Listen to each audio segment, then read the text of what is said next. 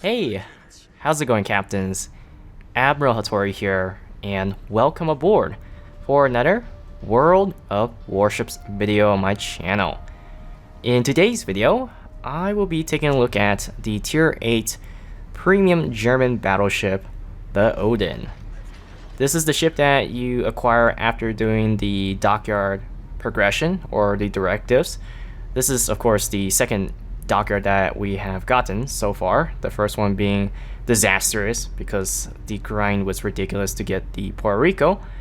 This particular dockyard, this event, is a lot more fair, but it's unfortunately not free like the Puerto Rico, which again, the Puerto Rico is free if you're willing to grind out the hours and getting the directives done. It was inhuman, but it was doable if you're willing to put in the hours for it.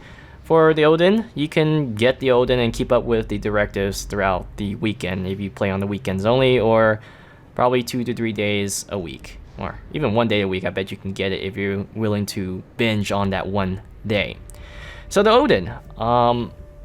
Odin, when she was first announced, she was a very strong ship. It was well received, and people were extremely excited to see the ship come to the live server. By the end of the testing and getting the finalized version, she has been looked upon as a bastard child, if I were to describe it. A illegitimate version of a German battleship to many because it was nerfed to the ground. Primarily the health pool, because if you notice, 52,800 is around the range of a tier 6 battleship, or tier 7 in some cases.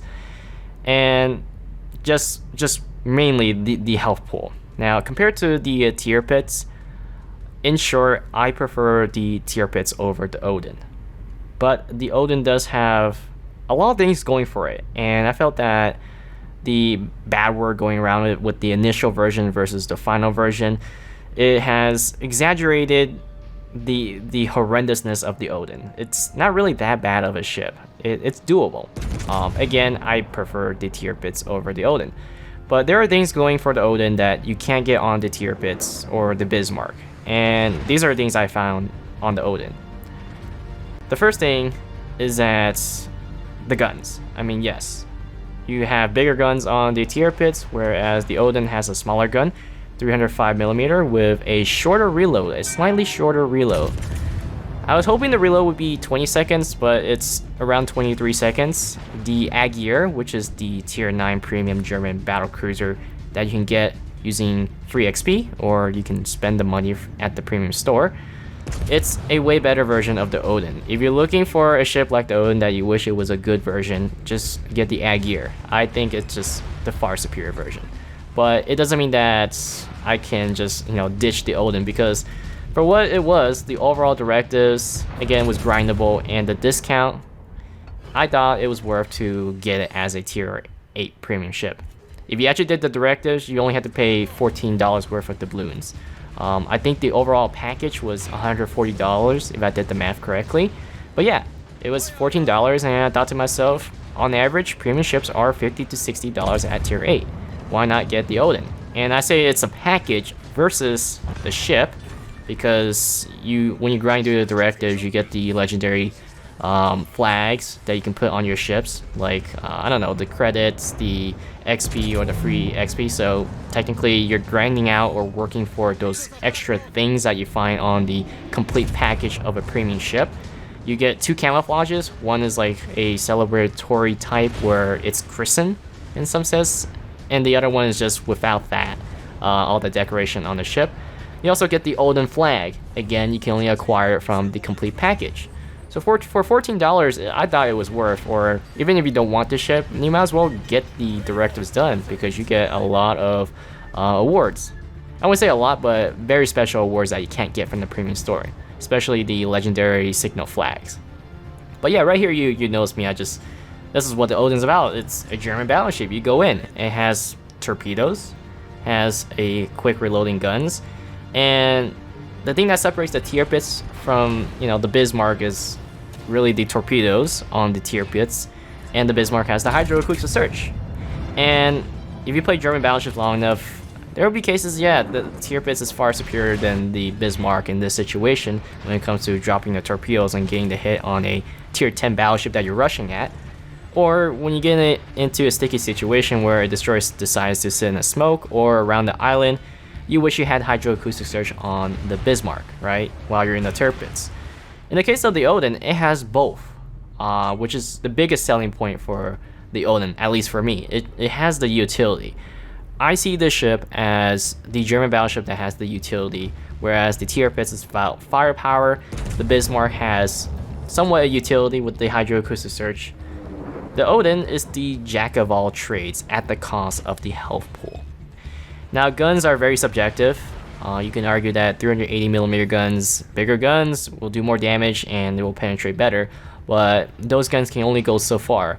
Especially when you're talking about high tier matchmaking, it doesn't matter you have 380mm guns, because majority of the ship, especially cruisers, heavy cruisers, they're going to bounce your 380mm guns. So in the case of the Odin, I actually find myself doing better when it comes to the guns versus the tier pits and Bismarck, because you can constantly put down firepower downrange.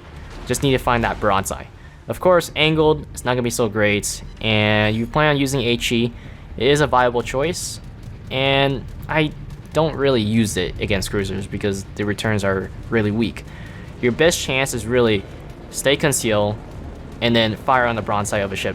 Really just all about catching a ship off guard. And that is what the Odin is all about, because not only does the Odin has the utility, it also has great concealment compared to the tier pits and the Bismarck. Of course, you can build the Odin full-on gun build, where it's concealment, survivability. I went with the traditional German captain build, just secondary, because the secondary build, it's okay. It's not better than the tier pits and Bismarck. On paper, the Odin is technically should be better than the Bismarck and tier pits. But the problem is that the 150s, that is the bread and butter of the German battleships. That is where they get most of their damage from their secondaries. In the case of the Odin, secondary-wise, the guns are better than the other German battleships, the tier A tier pits, right? But the placement of the guns. So in the case of the Bismarck and tier pits, they got turrets on each side. They got dedicated turrets, whereas the Odin goes with the route of the French battleship, if I were to describe it, where they put their primary 150mm secondaries, primary 150mm secondary, that sounds weird, in single turrets, but triple gun. So you have the same number of guns on each side, theoretically, but they get easily knocked out, because where their position is where a lot of battleships or cruisers shoot at, and eventually they get knocked out. So you kind of lose on your secondary firepower quite a bit.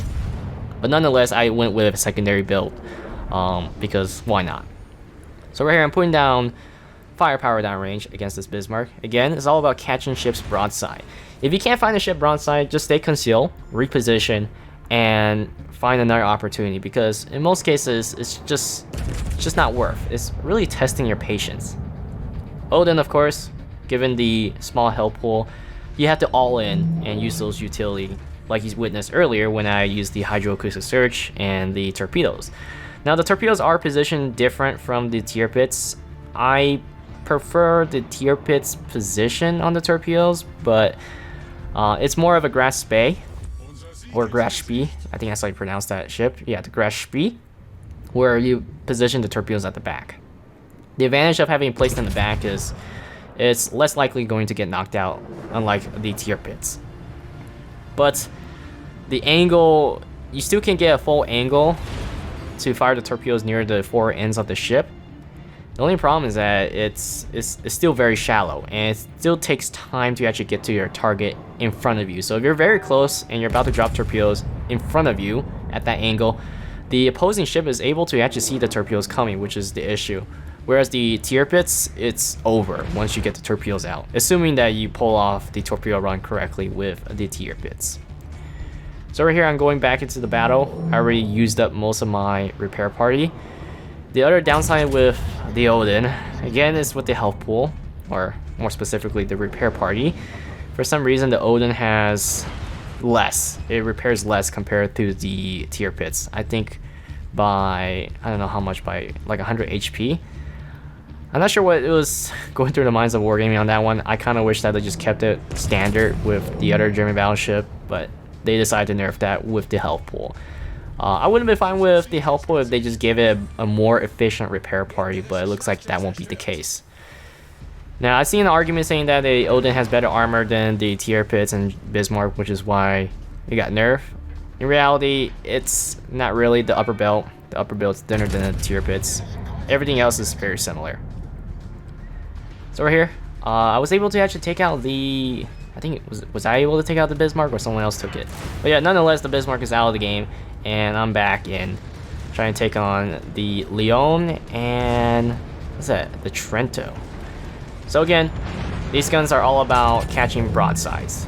It's not about penetrating; it's catching broadside. So I catch this Trento broadside, which isn't an issue with this gun because the Trento's armor is very thin. So I'm gonna fire another salvo and going to take out this Trento. I bet I'm not pronouncing that ship's name. It's Italian, right? I can't even think of what it sounds like in Italian. I can get the Roma down. So Trento's gonna be out of the game, and that leaves us with only, well, actually the game ended.